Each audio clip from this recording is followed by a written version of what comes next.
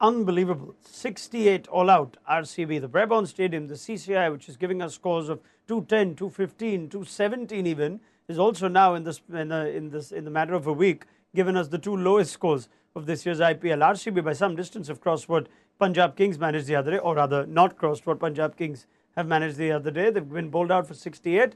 Destroyers in chief, Marco Jansen and T Natarajan. So we will look back at that innings, which was just one way from the beginning since the toss went down. On Maruti Suzuki presents ESPN Cricket Info T20 timeout, powered by IQ 9 5G. I wasn't expecting former RCB captain and coach to have to look back at that on his first day in studio with us, but gee, Dan, that was something from Sunrisers. And it started from the toss, and I think we talked about that before the game, that Sunrisers have set themselves up in their last four wins by winning the toss and putting that very strong seam bowling attack to work. And it started from Marco Jansen's first over, where he dismissed three batsmen and the two key wickets of Faf and Virat Kohli. So the plan's there. You can see what Sunrisers want to do, but now they've got these four bowlers who can execute it, and they were exceptional tonight.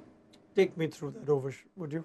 Marco Jansen to Faf du Plessis, followed by Virat Kohli. What's happened there? Well, I think the big wicket is actually Faf du Plessis, because it sets the tone. It means that the wicket looks a little bit tricky, and then every batsman that comes in and follows is obviously going to be a little bit more circumspect. And I think that was the case with Kohli. In the end, it's probably a half volley, and because you're thinking the wicket has some demons in it, you're thinking that Jansen's bowling so well that you're probably a little tentative. And then he backed it up with the third wicket in the over, which was a really good ball, and two great catches by Adam Markham as well. So 3 wickets in the second over just sets up everything that Sunrisers wanted from the game.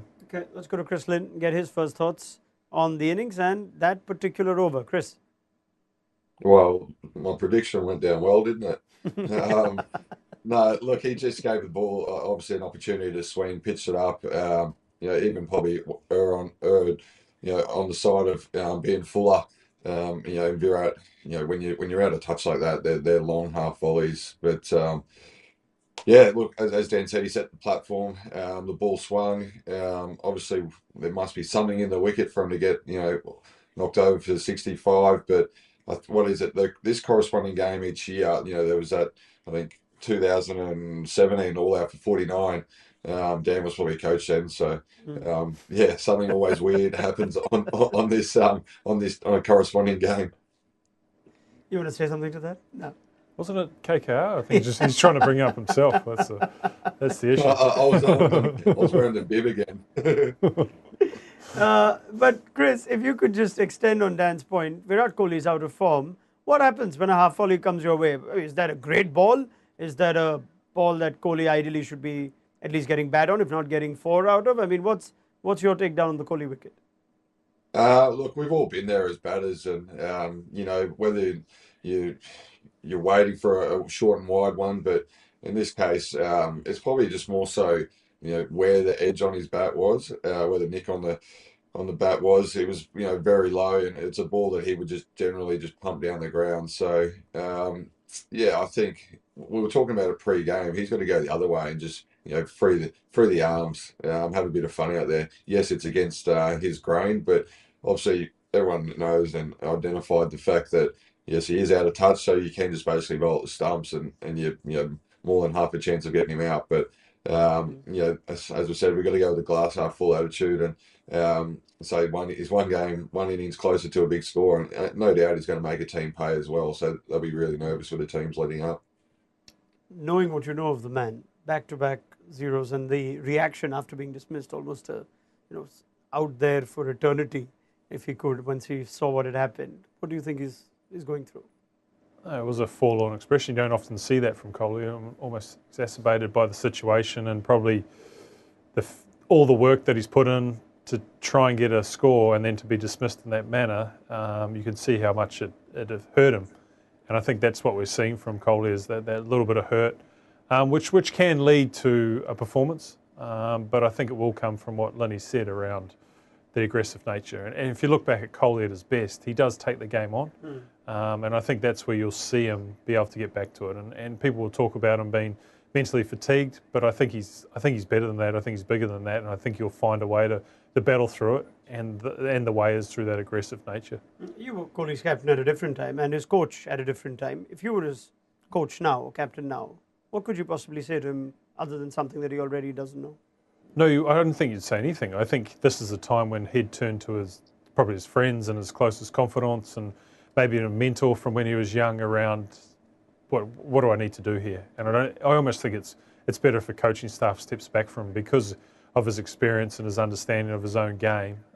He has to work out himself, because in the end, if you offer something, it'll be the case of either he doesn't want to listen, or it's something so obvious that it almost turn off that little bit of advice. So I think space is the key, and understanding and respect for him as a player and as a contributor for RCB for such a long period of time, that he will be able to sort it out. Would that break that's been talked up by Ravi Shastri and others make any difference? Would you endorse it, or do you keep him playing? No, I don't think you can be. In this circumstance, we have to come in and out of a bubble. It's difficult. So I think however he finds his way to refresh himself, he needs to find that out himself. So the break probably or wouldn't come during an IPL season because of RCB going very well at the moment as well. I think, to Linny's point again, at some stage he's going to come good, and it could be in a really important game. It could be in a playoff game. It could be in the finals. So they need him to keep going as long as he can.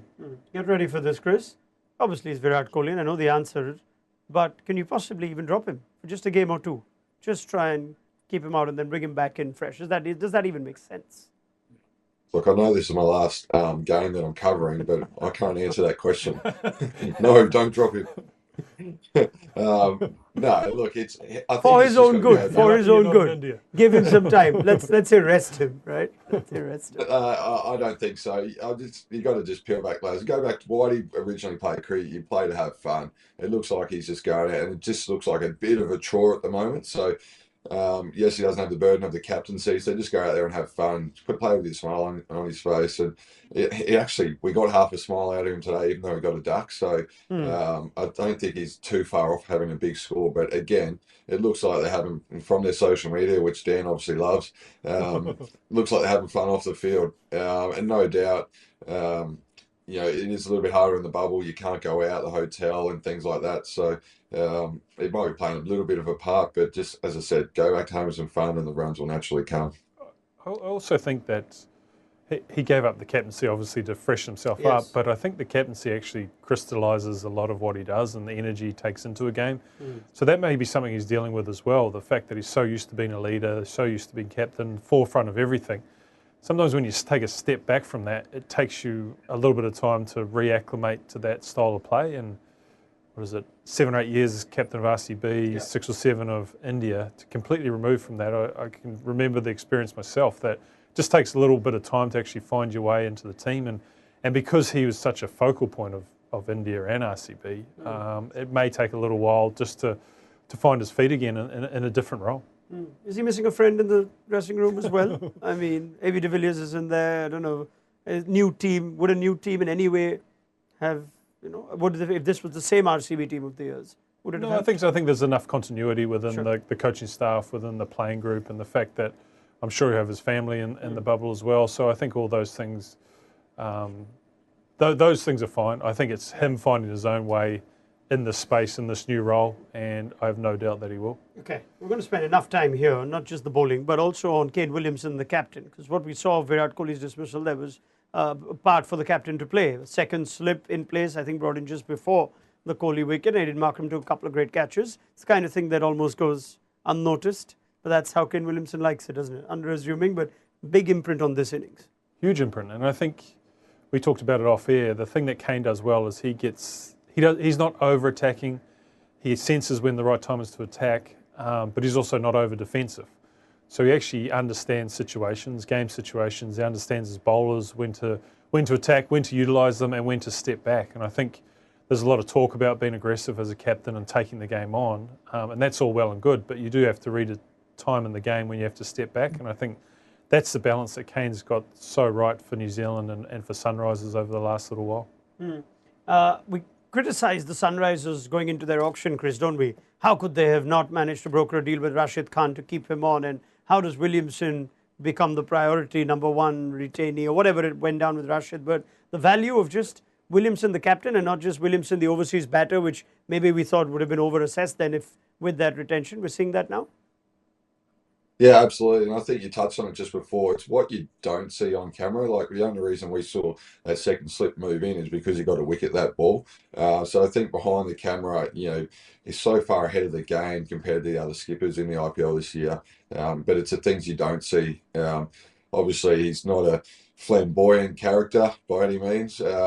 It reminds me a lot of Dan, to be honest. It's just his forward thinking is second to none. Go on. Yeah, keep going. Yeah. Even if Back in the good books. I just think when Glenn Maxwell's on strike for example, you'll see the team sit back on the ring, but then when the fresh batter's on strike, you see the guys really hustle in and get in. And they're little things that are well drilled into the Sunrisers lineup. It's all those little 1%ers. As I said, they're not a flamboyant lineup, but they just nail the basics, and that's, I think, is revolved around Kane's style, and what he's ingrained into that lineup.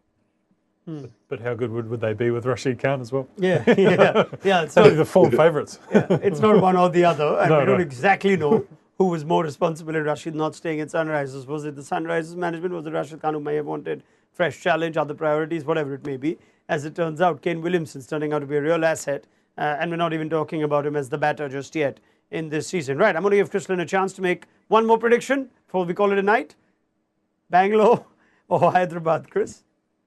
He's already made his prediction. Hyderabad for sure. I got to get All right, one well right. done, mate. Well done. We'll see. We're going to get more of Chris Lynn. It's not your last. Who says it's your last game? We're going to get more of you. I'll be in touch with you on that. But thank you very much to Chris Lynn. Dan Vettori, easy as you like for Sunrisers. Try and get this quickly up that net run rate. I don't think so. I think Hazelwood obviously presents challenges. Harshal Patel, Siraj. I think it's going to be tough going. I don't think they'll fly their way there. But 68. They're going to get there, but it's just not going to be easy. Oh, okay. It's interesting you say that. Let's pick up the chat at the end then with Dan Vettori on Maruti Suzuki presents ESPN Cricket for T20 Timeout, powered by Eco 95G.